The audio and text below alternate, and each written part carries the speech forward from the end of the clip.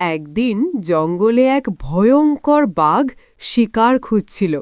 হঠাৎ সে এক শিয়ালকে দেখতে পেল।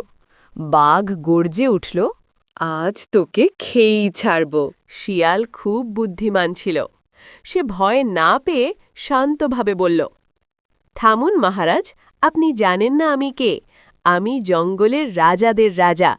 সব পশুই আমাকে ভয় পায়। বাঘ হেসে বলল, তুই কি জঙ্গলের রাজা?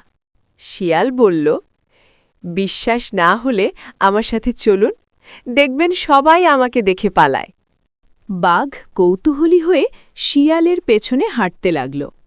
যে পশুই তাদের দেখত তারা বাঘকে দেখে ভয়ে দৌড়ে পালিয়ে গেল। শিয়াল তখন বলল, দেখলেন তো, সবাই আমাকে ভয় পায়। বাঘ বুঝতে পারল না আসল কারণ। সে ভাবল সত্যি শিয়াল ভয়ঙ্কর।